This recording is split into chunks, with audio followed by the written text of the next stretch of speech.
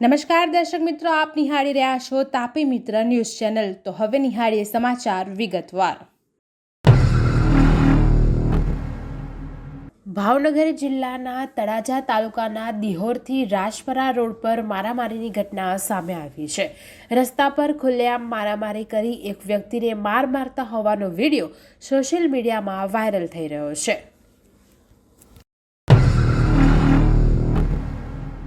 ખંભાતના સોખડા સ્થિત જીઆઈડીસી વિસ્તારમાં આવેલી ફેક્ટરીમાં એન્ટી ટેરરિસ્ટ સ્ક્વોડની ટીમે ગુરુવારે સવારે દરોડા પાડ્યા હતા।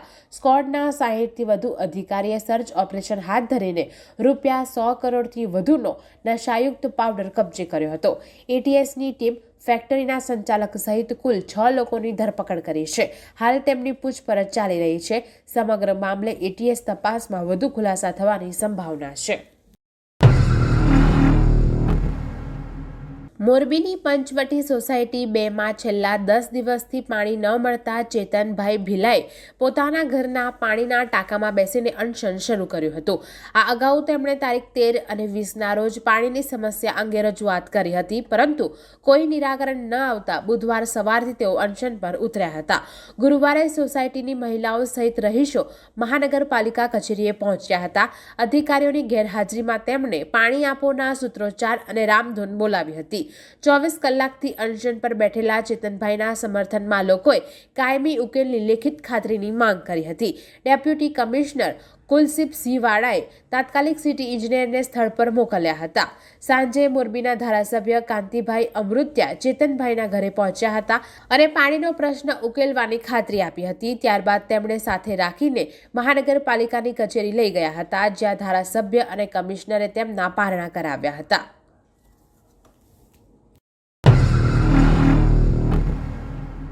નખત્રાણા તાલુકાના કોટડા જડોદર ગામે વેપારી નિલેશભાઈ સોની પર છરી વડે હુમલો કરી સોનાના 480 ગ્રામ દાગીના ભરેલા થેલાની લૂંટ ચલાવાઈ હતી।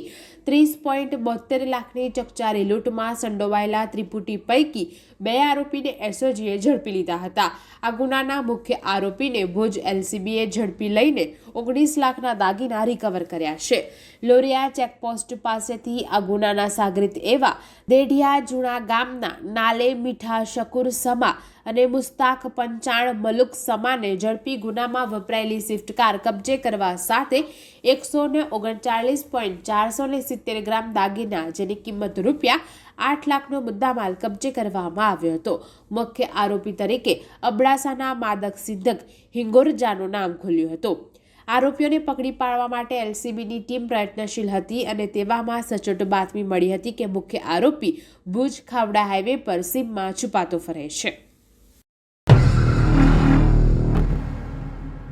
ભુજમાં વિસ્ફોટકને કારણે માદા શ્વાનનું મોત થવાના ચકચારી કેસમાં પોલીસે કડક કાર્યવાહી કરી છે। વિસ્ફોટક ફેંકનાર, લાવનાર અને બનાવનાર સહિત કુલ 6 જણાને ઝડપી લેવામાં આવ્યા છે।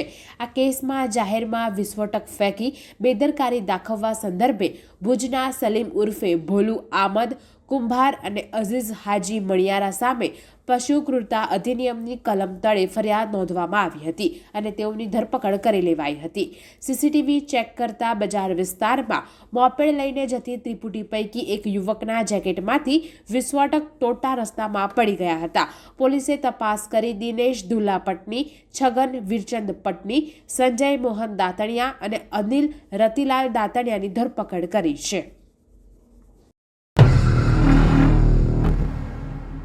અમદાવાદ શહેરમાં ગુનેગારોને પોલીસનો ડર ન રહ્યો હોય તેમ ગુનેગારો બેફામ બની રહ્યા છે।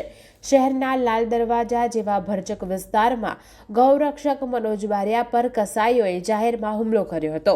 કારંજી પોલીસે આ મામલે વસીમ કુરેશી અને મુબીન પઠાણની ધરપકડ કરી છે અને અન્ય ફરાર 2 આરોપીઓની શોધખોળ શરૂ કરી છે। અમદાવાદ શહેરમાં ઓવરબ્રિજની નીચે ખાલી પડેલી જગ્યાનો યોગ્ય ઉપયોગ થાય અને સ્થાનિક જનતાને રમતગમત માટે સુવિધા મળી રહે તે માટે એએમસીનો નવતર પ્રયોગ છે। હાલ પ્રાયોગિક ધોરણે સાયન્સ સિટી નજીક આવેલા હેબતપુર સિમ્સ રેલવે ઓવરબ્રિજ નીચે બનેલ સ્પોર્ટ્સ એક્ટિવિટી સેન્ટરનું ઉદ્ઘાટન કરવામાં આવ્યું છે। Basketball, pickleball, volleyball, air hockey table table tennis જેવી સ્પોર્ટ્સ એક્ટિવિટી માટે તૈયાર કરાયું છે અને 7 જેટલા બ્રિજ નીચે આવા સ્પોર્ટ્સ એક્ટિવિટી સેન્ટર બનાવવામાં આવશે. ઉત્તર પ્રદેશના પ્રયાગરાજ ખાતે ચાલી રહેલ કુંભ મેળામાં કરોડોની સંખ્યામાં શ્રદ્ધાળુઓ સ્નાન કરીને ધન્યતા અનુભવી રહ્યા છે.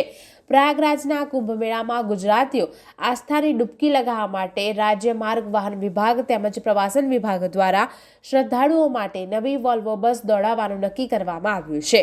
તેમજ આ નવી વોલ્વો બસ અમદાવાદથી પ્રયાગરાજ વચ્ચે દોડાવવામાં આવશે. વધુમાં જણાવ્યું હતું કે માત્ર 8,100 રૂપિયામાં 3 રાત્રિ અને 4 દિવસના પેકેજમાં પ્રયાગરાજમાં કુંભમાં સ્નાન કરી શકશે.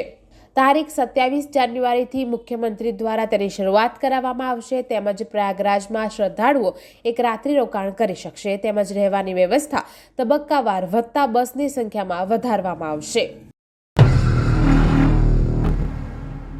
વડોદરાની નવરચના સ્કૂલમાં બોમ્બ હોવાનો પ્રિન્સિપાલને વહેલી સવારે 3:45 વાગે ઈમેલ મળતા સ્કૂલના સત્તાધીશો અને પોલીસને જાણ કરી હતી. નવરચનાની વડોદરા શહેરમાં 3 સ્કૂલ આવેલી છે, જેમાં ભાયલી વિસ્તારની સ્કૂલના પ્રિન્સિપાલને ધમકીભર્યો ઈમેલ મળ્યો હતો. આ ઈમેલને પગલે પોલીસ દ્વારા ભાયલી વિસ્તારની 1 સ્કૂલ અને સમા વિસ્તારની 2 સ્કૂલ એમ 3 સ્કૂલમાં બોમ્બ સ્ક્વોડ અને ડોગ સ્ક્વોડની ટીમ દ્વારા ચેકિંગ કરવામાં આવ્યું હતું.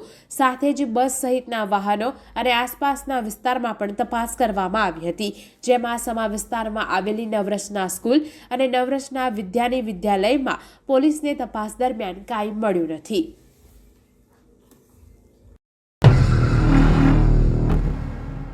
સુરતના ગોડાદરા વિસ્તારમાં 23 જાન્યુઆરીની રાતે હચમચાવી નાખતી ઘટના બની હતી.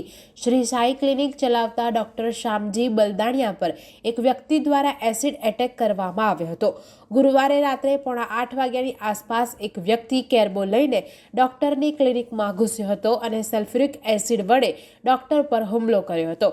આ સમગ્ર ઘટનાના સીસીટીવી કેમેરામાં પણ કેદ થવા પામ્યા છે. આ ઘટનામાં ડોક્ટર શામજી બલદાણિયાની હાલત નાજુક હોવાની માહિતી મળી રહી છે. ઘટના બાદ તેઓને તાત્કાલિક સારવાર માટે ખાનગી હોસ્પિટલ ખસેડવામાં આવ્યા હતા. ઘટનાની જાણ થતાં જ ગોડાદરા પોલીસ ઘટના સ્થળે પહોંચી હતી અને સીસીટીવી ફૂટેજના આધારે આરોપીને ગણતરીના કલાકોમાં ઝડપી પાડ્યો હતો. આ કેસમાં આગળની તપાસ ચાલી રહી છે અને પોલીસે કાયદેસરની કાર્યવાહી શરૂ કરી છે. દર્શક મિત્રો, આ હતા અત્યાર સુધીના સમાચાર. આવા જ મહત્વના સમાચાર નિહાળવા જોતા રહો તાપી મિત્ર ન્યૂઝ ચેનલ અને હા, સબસ્ક્રાઇબ કરવાનું ભૂલશો નહીં.